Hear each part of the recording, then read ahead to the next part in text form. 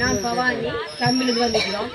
சாகாமத்தில் வேலை செய்த 2023ஆம் ஆண்டு வந்த சோபாக்கு சீலன் சேரும் செல்வா சேரும் எங்களுக்கு கமலேஷ் இளமையாக்கு நன்றி. நான் மகள் வந்து செயல் படிக்கிறோம். மற்ற மகள் பலசீர் மிக்க சந்தோஷமாக இருக்குது. இதே போல் தொடர்ந்து இப்படியான நிகழ்வுகள் நடக்கணும் என்று கூறிக்கொள்கிறேன். நன்றி, வணக்கம். அப்படி ஒரு உறவு கிடைக்கும் என்று அந்த உறவு வாரத்துக்கான நிலங்குயா இருந்தால் உடனடியாக இருக்கிறாங்களுக்கு ஸ்டாஃபாக இருந்தாங்களோ எவ்வளவு உறவாக இருக்காங்கன்றது எனக்கு தெரியலை. ஆனால் அந்த ஸ்டாஃபுக்குள்ளே இருக்கான்னு தெரியலை. அந்த ஸ்டாஃபு எனக்கு மிகப்பெரிய உறவு. எனக்கு 3 பிள்ளைகள் மகள் வந்திருக்கா என்னோட. மற்ற 2 படிகளும் வரலை. இந்த இருக்கேன்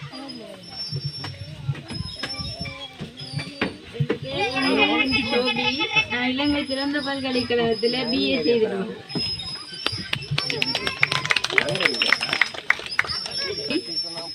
உண்மையாகவே எல்லாரும் இந்த இடத்துல பார்க்கறது அப்படி ஒரு சந்தோஷமா இருக்குது. என்னன்னு சொன்னா எங்களோட சொந்த இடமும் கஞ்சுடியாறு தான்.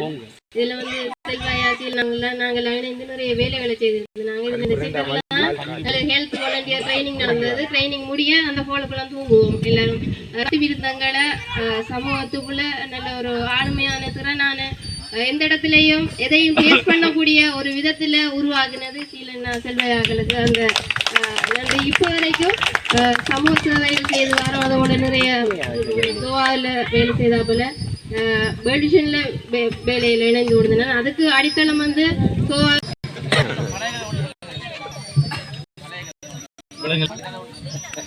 நீங்க அறிமுகப்படுத்துங்க. என்னுடைய பேர் சொல்லிட்டாங்க. என்னுடைய பேர் செல்வராஜ், ஷார்ட்டா செல் அப்படின்னு சொல்லுவாங்க. நாங்கள் வேலை செய்த காலங்களில் 2004, 3, 4 அந்த காலப்பகுதியில் நாங்கள் இந்த அம்பாறை ப்ரோக்ராமுக்காக வரும்போது விளக்குப்பா வந்தது. அப்போ எங்களுக்கு ஒரு ஆஃபீஸ் ஒன்று இல்லை. எனக்கு ஞாபகம், நான் இளங்கொய்யா அப்புறம் சீலன் அப்படி வெட்டிக்குளூர்லேருந்து தான் பாருது இங்கே வேலைக்கு வந்து முதல் எனக்கு சாப்பிட்ட ஞாபகம் கல்முனை வெளிகாம ஹோட்டலில் அந்த ஆலமரத்தடி ஹோட்டலில் அந்த சிவப்பு பிக்கப்பில் வந்து சாப்பிட்டு நேராக நாங்கள் திருக்கோயில் வரும். அப்போ தான் அந்த எங்களோட ரோஷாந்தன் என்ற ஒரு நல்ல உள்ளத்தை கண்டோம். எங்களோட சர்ச்சில் வந்து அந்த நேரம் ஃபாதர் செய்வர் ரஜீவன் ஃபாதர் இருந்தார். அந்த நேரங்களில் அங்கேருந்து சில வேலைகளை கேதா பண்ணி செய்கிறது. அப்படி செய்துதான் நாங்கள் இந்த லொக்கேஷனுக்கு வந்து வேலைகளை பார்த்து ஆராய்ஞ்சி போகிறது. அந்த நேரங்களில் தான் நாங்கள் எங்களுக்கு அந்த எங்கிட்ட இருக்கிற போஸ்ட் வந்து காணாது.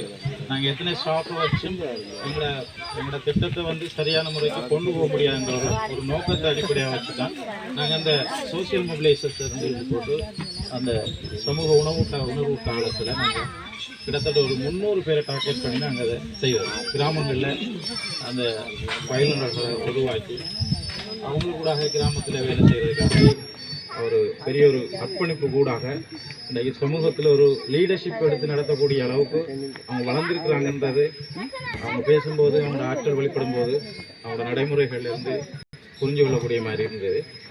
அந்த நேரங்களில் நாங்கள் வேலை செய்யக்குள்ள எங்களுக்கு எல்லா விதத்துலேயும் வசூல் சின்சேராக்கள் மாதிரியான எங்களோட லத்தீப் கோவாவில் வேலை செஞ்ச மூர்த்தி நல்லா இருந்தது. நல்லா சந்தோஷமாக இருந்தது. நிறைய பேர் அறிமுகப்படுத்திருக்கேன். அதுக்கு நன்றி. உதவி பண்ணிச்சு எனக்கு. இந்த பிள்ளைகள் பிறக்கலாம் நல்லா ஹெல்ப் செஞ்சாங்க. நல்லா நன்றி. நல்ல சந்தோஷம், ஹாப்பியாக இருந்தது.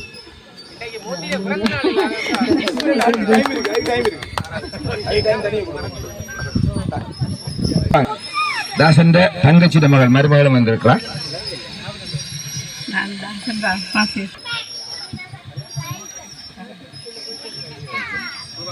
ஓகே, எல்லாருக்கும் வணக்கம்.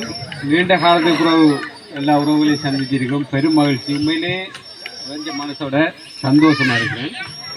எல்லோரும் நம்ம கூடி வேலை செஞ்சது, இங்கே பணியாற்றுறது எல்லாத்துக்கும் ஒரு ஞாபகமாக இப்போ வந்து சேர்ந்துருக்கிறோம். இந்த இடத்துல எல்லோரும் முகத்தையும் பார்க்கல சந்தோஷமாக இருக்கிறது. மற்ற என் வைஃப் கிருஷ்ணமாலா இருக்கிறாவு, ஹவுஸ் ஒய்ஃபாக தான் இருக்கிறாவு. மூத்தவர் வேறு மகிழாமான் படிக்கிறார்.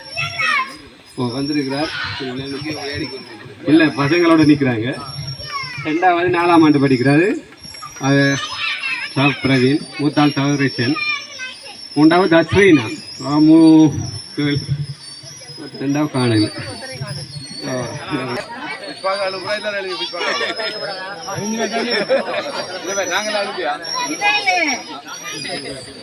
என்ன பேர் வந்து புஷ்பா. சொல்லுவாங்க. நானும் என்னுடைய கணவரும் வந்திருக்கோம்.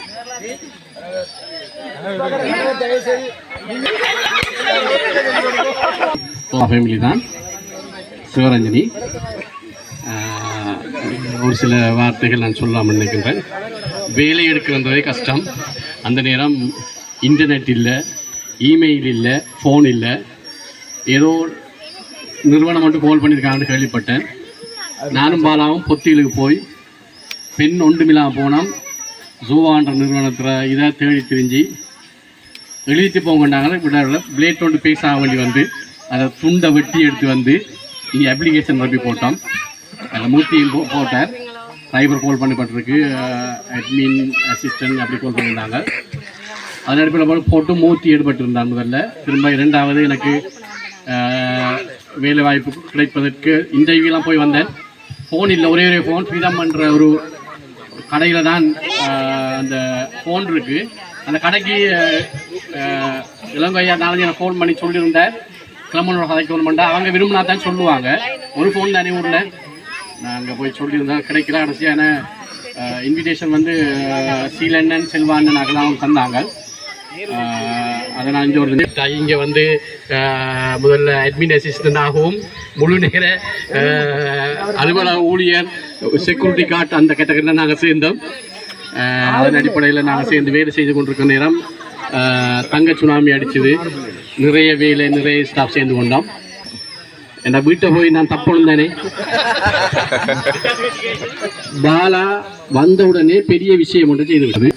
அந்த நேரம் நான் பட்டதாரி இல்லை, ஒரு பட்டதாரி பெண்மணி வந்திருந்தாவும் நிலாந்தி என்று. அவள் ஃபைனான்ஸ் ஆஃபீஸர். அவள் லீவில் போனபடியாக லீவோட அவள் லீவ் பண்ணிட்டாவும் என்கிட்ட எல்லாத்தையும் ஹேண்ட் ஆஃப் பண்ணிவிட்டு அந்த நேரம் இன்னொரு ரெய்னியாகவும் ஒரு பிள்ளை எடுத்த மேகலான்னு சொல்லி அவள் என்ன கூறுறேன். மேகலா சதீஷ், அது சுவா ஃபேமிலி தான். நான் காசெல்லாம் போட்டு கொடுத்துட்டு போயிட்டேன். சுனாமி அடிச்சுட்டு என்கிட்ட ஒரு ஃபோன் கால் கேட்டாங்க, எவ்வளோ காசு இருக்குன்னு சொல்லி. நான் சொன்னேன் 1.9 மில்லியன் காசு இருக்குது என்று சொல்லி வச்சு விட்டேன். இளங்கோயாவும் இல்லை, நோயல் சார் ரூபண்ணன் தான் இருந்தீங்க. உடனே போயிட்டு வாங்க மேகலா காசு 1.9 மில்லியன் பாப்பம் ஆண்டுகையும் கிளம்பன் பொய் சொல்லி இருக்கிறதுக்கு 1.9 மில்லியன் இல்லை 19 லட்சம் காசு இருக்குன்னு சொன்னான். சொன்னேன். அதோட இன்னொரு நாள் நிலாந்தி வந்து அழுது கொண்டு இருக்குது. வந்து நிலாந்தி என்ன சொல்கிறவ, எங்களோட நான் அட்மின் அசிஸ்டண்டாக வேலை செய்தேன். நான் அவன் வந்து ஃபைனான்ஸ் அசிஸ்டன்ட். எல்லாரும் அசிஸ்டன்ட் அடிப்படையில் அடிபட்டு இருந்தது. நிலாந்தி வந்து இளங்கோ ஐயா வந்து கிளம்புக்கு போயிட்டா ஃபைல் எல்லாம் எறிஞ்சிட்டு அழுகிறாவும். ஏன்டா நாங்கள் கொஞ்சம் பேர் தான் ஆக்கள். இது சுனாமி அடிக்க முதல்ல டயஸ் வந்துட்டார் கோர் ப்ரோக்ராம் என்றபடியாக எரிஞ்சிட்டு அழுது கொண்டிருக்கா. கடைசியாக என்னென்னு விசாரித்தா டயசும் ப்ரோக்ராமுக்கு போயிருக்காங்க. போகிற நேரம் நம்மளோட ஒளிவீர் பாலங்களைய உடும்பண்டோடு இருக்கு. டயஸ் அவரது ஹேண்ட் பிரேக் இழுத்துட்டு உடும்பு வீட்டார் ஓடிட்டார். நிலந்தி நூசீட்ல இருந்தவன் மாறவதெல்லாம் வெட்டி பைத்தியம். நீ என்ன நர் ரோட்ல வாழ்ந்து போட்டு கிடக்குற. எல்லாரும் ஏசி ஏசிட்டு போனாங்க. இவருக்கு ஒரு கேளாது. டயஸ் வந்து சொன்னாங்க கையை ஓடிட்டு 3 கிலோ இடிக்க வேண்டாரா. இப்படியான விஷயங்கள் இருக்குது, இன்னும் இருக்குது. யாரையும் மனநோய் வரதுக்கு நான் கலைக்கிறேன்ல. அதோட ஒரு சில தகவல், நான் இப்போ கவர்மெண்ட் ஒர்க் பண்ணுறேன். பைஃபும் கவர்மெண்ட் ஒர்க் பண்ணுறாவும். நான் ரெஜிஸ்டர் ஜெனரல் டிபார்ட்மெண்ட்டில் டியூவாக ஒர்க் பண்ணுறேன். உங்களுக்கு லீகல் ரெஜிஸ்ட்ரேஷன் சம்மந்தப்பட்ட இது உதவிகள் தேவைப்படுற டைமில் குழந்தை பிறந்தாலும் அக்கரைப்பத்தில் பாபா கிடைச்சா எனக்கு இங்கே தான் பதிவு வைக்க வரணும். அந்த உதவியை நான் உங்களுக்கு செய்யலாம். பதிவு திருத்தங்கள் அது உதவி தேவைப்பட்டால் கேளுங்க, நாங்கள் தாராளமாக செய்து தரலாம். நன்றி, வணக்கம்மா.